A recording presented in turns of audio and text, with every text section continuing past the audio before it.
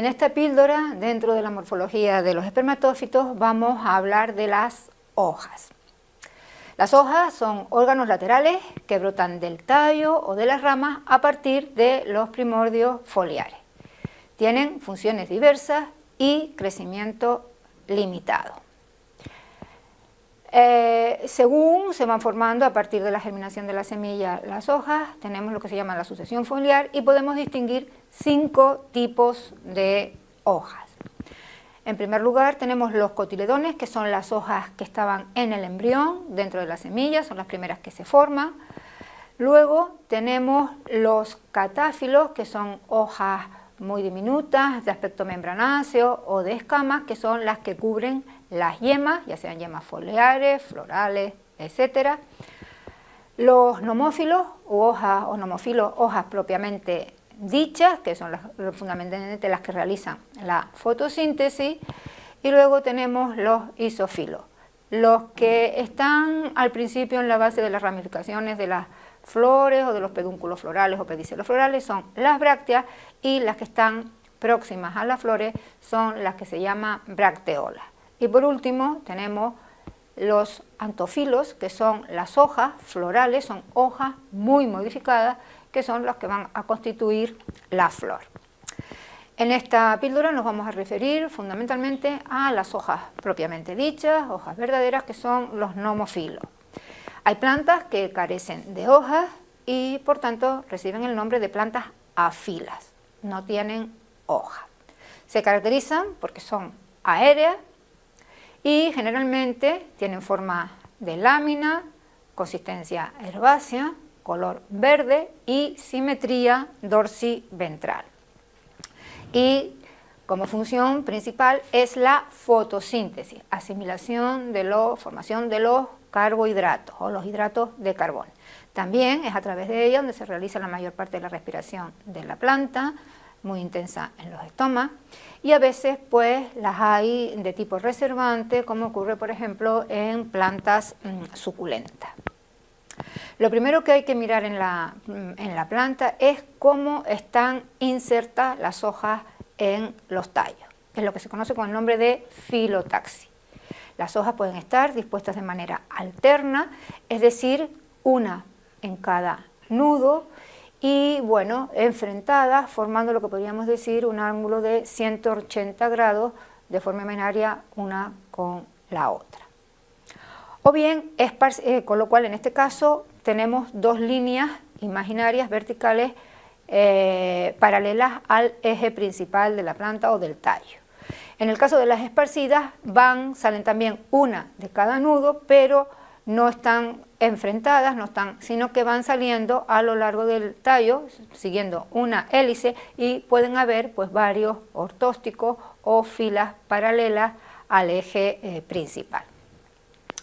Cuando salen dos hojas por cada nudo, estas suelen estar enfrentadas una a la otra, formando un ángulo de 180 grados, siendo la rama o el tallo la bisectriz de ese ángulo, y se llaman opuestas. Hay casos donde las hojas opuestas están giradas 90 grados la de los nudos adyacentes, tanto el superior o el inferior. Son las que se llaman hojas descusadas, es decir, si las vemos desde arriba, pues parece que tienen aspecto de cruz. Tenemos, por último, las hojas, otro tipo son las hojas verticiladas. Realmente las hojas opuestas son verticilos de 2, pero tienen su denominación específica, y cuando hay más de 2 hojas por nudo se habla de hojas verticiladas. Si son 3, triverticiladas, 4, tetra, o poliverticiladas o pluriverticiladas. A veces también las hojas verticiladas pueden estar giradas formando ángulos y pueden ser decusadas. Hay casos donde los entrenudos son extremadamente cortos y las hojas están muy próximas entre sí, a veces casi no se ve el nudo, se habla de plantas acaules, o se ven, los entrenudos o el tallo, y a veces pues sí se ve una poca porción de tallo, y son las llamadas plantas subacaules. En este caso se dice que las hojas están dispuestas en roseta basal. En una hoja simple distinguimos las siguientes partes. La vaina, que es simplemente la zona de unión de la hoja con el tallo, es decir, en el nudo del tallo. En unos casos, como ya veremos más adelante, está muy desarrollada y en otros casos simplemente es esa zona de unión. Una especie de corto pedicelo, pedunculito, que es lo que se llama peciolo, y luego ya tenemos el limbo o la lámina foliar. Hay hojas que carecen de peciolo y entonces se habla de hojas sentadas o sésiles. Aparte de eso, la cara superior del limbo se llama haz, la haz en femenino, y la inferior el en B. También tenemos que distinguir los márgenes, o el margen o los bordes, la base de la hoja, el ápice y la nervadura. Todos los detalles, todas las variaciones que pueden haber en estas partes de la hoja son caracteres de valor o de interés diagnóstico. Puede haber modificaciones de la base de la hoja, como el caso de la vaina propiamente dicha. Es una vaina bien dilatada, como ocurre en muchas plantas, como el caso en algunas plantas, como por ejemplo ocurre en la gramínea. Otras veces esa vaina está modificada en dos apéndices laminares de aspecto foliar, normalmente de morfología distinta a la hoja o a los foliolos de la hoja, que se llaman estípulas. Y también puede ocurrir que esas estípulas estén soldadas una con otra, que tengan un aspecto membranáceo que circunde o que rodee al tallo, es decir, en la zona del nudo, en la zona donde está esa modificación de la base de la hoja, y recibe el nombre de ócrea y es típica de la familia de las poligonáceas. En el caso de las hojas sésiles o sentadas, estas pueden ser amplexicaules cuando abraza ligeramente la base de la hoja al tallo.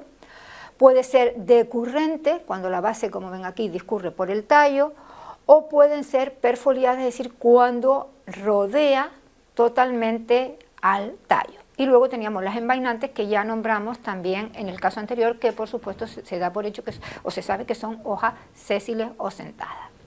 En cuanto al ámbito, una característica que hay que tener a la hora de describir una planta es el ámbito, es decir, la morfología de la hoja. Pueden ser aciculares en forma de aguja, pueden ser lineares, es decir, estrechas, pueden tener forma lanceolada, orbicular, elíptica, oblonga. Se dice normalmente es una hoja elíptica donde es más de 2 veces larga que ancha.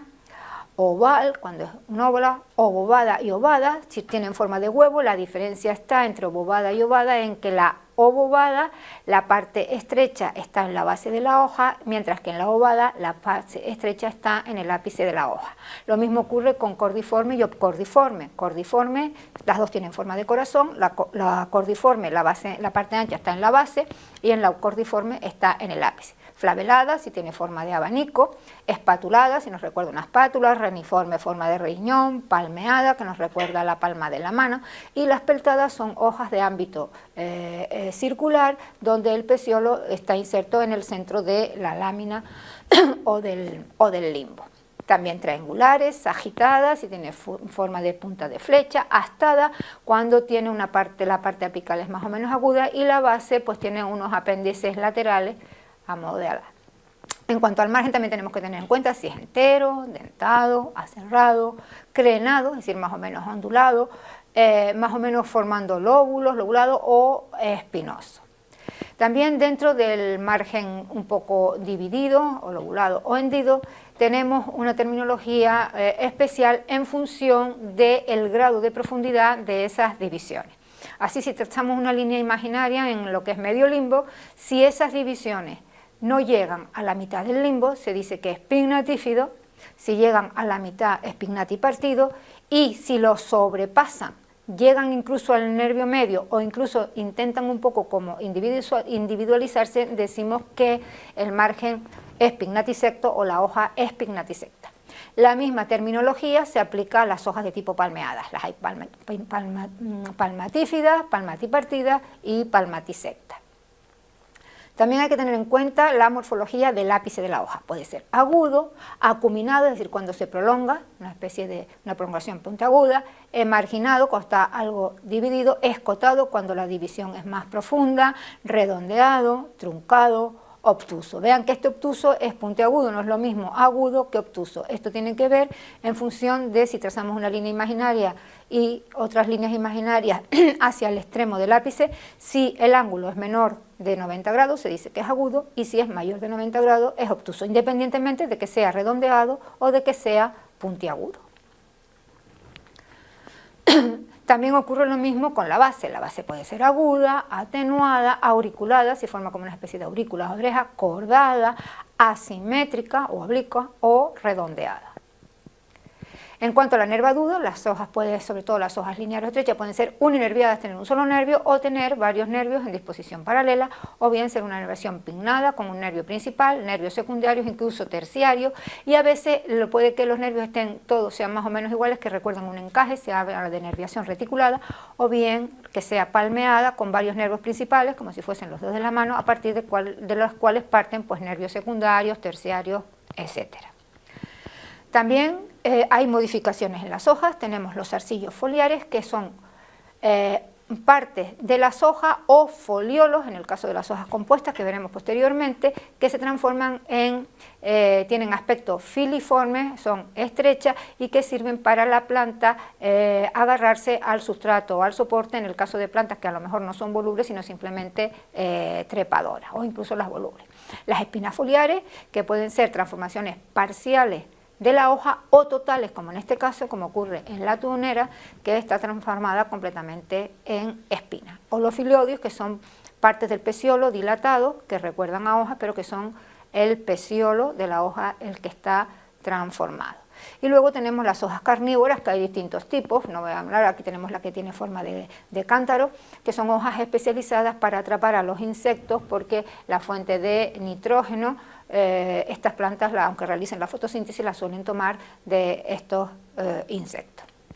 En el caso de las hojas compuestas es cuando están formadas por varios limbos que reciben el nombre de foliolo. En una hoja compuesta distinguimos la parte central, el eje, que se corresponde con el nervio medio, se llama raqui, y luego tenemos esos pequeños limbos que reciben el nombre de foliolos.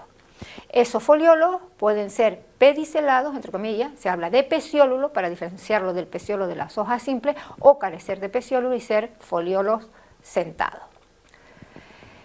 Encontramos distintos tipos de hojas compuestas. Las bifoliadas son las que están formadas por 2 foliolos, las trifoliadas por 3 foliolos que salen del ápice del raqui, o las que están dispuestos los foliolos de forma pinnada, es decir, a ambos lados del raqui. Esas se llaman pinnadas.